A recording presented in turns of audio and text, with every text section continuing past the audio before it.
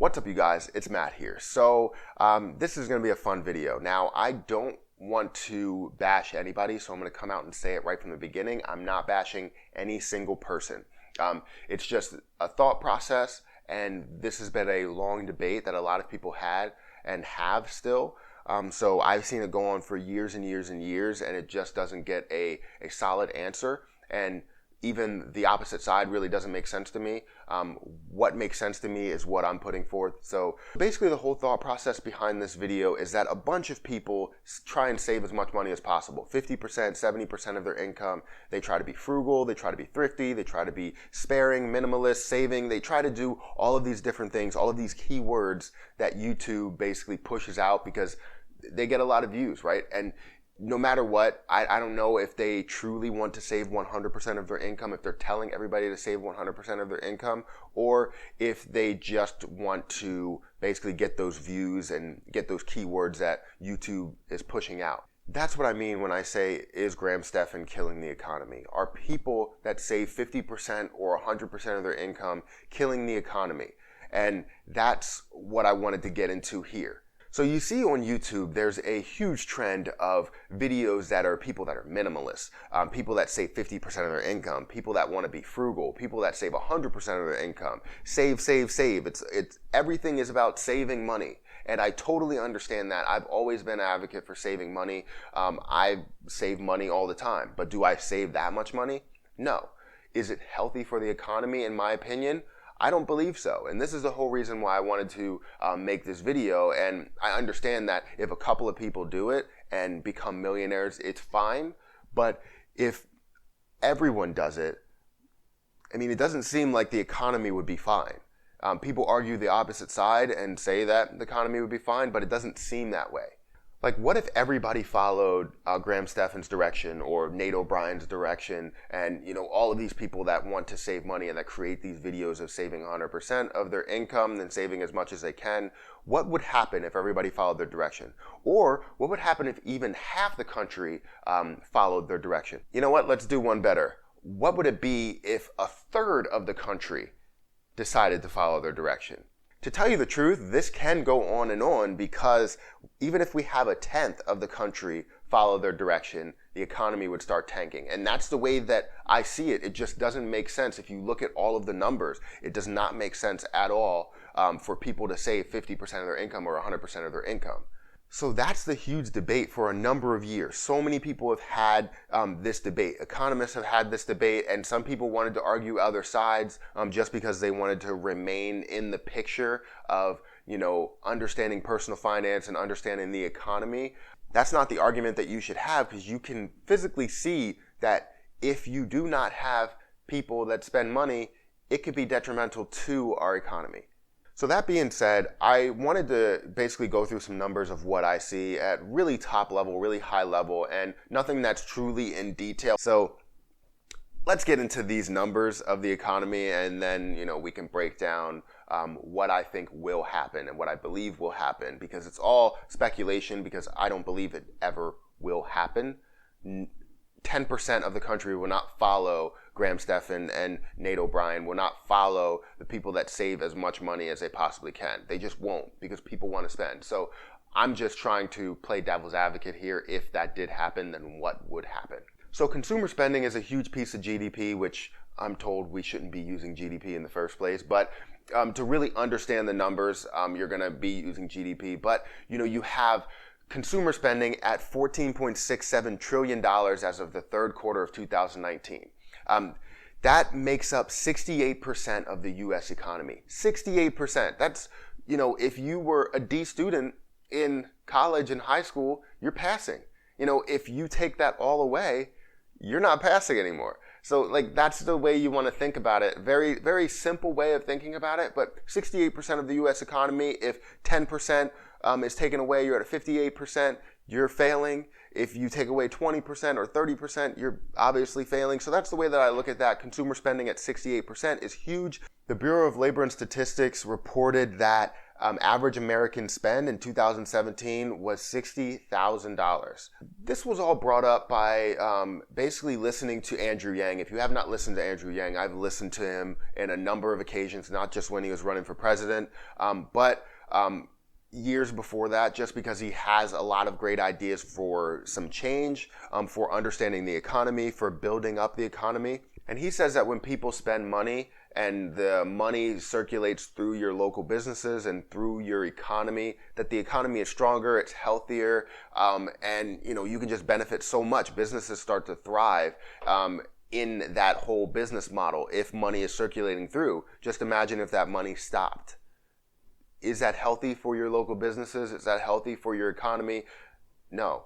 So what do I see if people stop spending money? What do I predict would happen in your local area, and then obviously at a national stage? What would happen to your community, to the economy? Well, the first, obviously, you would see less circulation of money, which would basically ask businesses to drop prices, to try and basically appeal to these customers, and then their margins get smaller. They obviously can't afford to bring on new products and improve the face of the business and things like that. You also have people that lose jobs because if they can't afford people to work there, they're going to cut jobs. Around your area, you're going to have a bunch of people that get laid off, that don't have any money to save, and then they have to save more money because they physically can't survive without saving that money. And then you just have the local businesses lose that revenue, and now ultimately those local businesses are going to close. With all of those businesses closed, then you start to have a poorer community, and it's just not a great place to live. Obviously, banks would thrive depending on certain situations. Obviously, they still have to collect the money because they're saving it somewhere. People are saving it somewhere. But then banks are going to start charging fees for having your money in the account because you're not actively using it. You're not doing anything with it. And banks are going to start to loan out that money that you're saving to other states. Now, if it happened at a national stage, then banks start to get more involved because they can't loan out money to somebody. Banks make their money by loaning out and collecting interest. So if you have $1,000, they're going to take $900 of that and loan it out to somebody, and they have $100 for you basically as your money that they're going to give to you that they have in that branch. So at a national stage, if they're not loaning out that money, they're not collecting interest. So now they start to suffer and they start to raise their fees. And that's where you start seeing a lot of issues there. So banks will still end up thriving because they're going to charge fees for saving your money and things like that. But you're going to see a lot of local businesses, a lot of corner stores, a lot of people that, have products that people want rather than need. And they're just going to go out of business because nobody wants to buy it. I mean, they want to buy it, but they physically can't buy it because people are saving too much money. Jobs are being lost. So the people that had jobs to spend money are now not spending money, and consumer spending drops significantly. So even at 10%, it would be a huge impact to this nation, to your local community, and you never want that to happen. So Graham Stephan and Nate O'Brien, I'm going to go out on a limb here and say that when they talk about saving money, they don't physically mean that you go out and save 100% of their income. They're trying to exaggerate a situation to say that you save 100% of your income, but in reality, you're going to save 10%. Majority of things that people tell you to do, you're going to do 10% of that activity. Like say if someone tells you go to the gym for a year, you're probably going to go for a little bit less than a month, maybe 2. Some people will be there for 2, but on average, people are going to go there for 10% of the time. Subscribers on YouTube, you get 10% of your subscribers watch your content. So if you have 1 million subscribers, you are destined to get 100,000 views. Anything over that is basically like icing on the cake. So that's how things work. You're going to save 10% on the basis that he says you save 100%. So that's what I'm going to say that's about. Save 100% of your income, be a minimalist, save as much as possible can be about, just to inform people that they need to save money in general, not to save 100% of their income. And one other thing that will happen if the community stops spending money is that property values will drop because obviously you don't have the businesses around, you don't have people that make enough money, so property value will drop. You also will have taxes go up because businesses are being taken away. Businesses eat up the bulk of the taxes, so if you do not have businesses around your area, you're going to be paying a lot in taxes. That's how it works. So I just don't want any of this to happen. And it can happen. Even 5 or 10% of the people, if they stop spending money, then that could happen. So that's something that I wanted to let you know. And this is why I exaggerated this, because I'm exaggerating the fact that everyone in the world is going to stop spending money. But this is an argument that a lot of people have, a debate that a lot of people have. If you stop spending money, if consumers stop spending money, will it tank the economy? By the numbers, it will. Like I can't say that it won't, and I have no argument against that. So if you have an argument against that, let me know. I've read a bunch of things on the opposing side of things, and it just doesn't make sense to me. So if you have an argument, make sure you comment down below. But the thing I want you to take away from this video is that the economy functions off of consumer spending. You spend money, then the economy is healthy, not only mentally but physically. So I'm not saying go out and spend all your money. This video is to help you understand what a lot of these YouTubers, influencers mean by saving 100% of your income. They really mean just try and save something. If you can save anything, that's a good thing. This is another reason why you always hear of the recommended amount to save is 10 to 20%.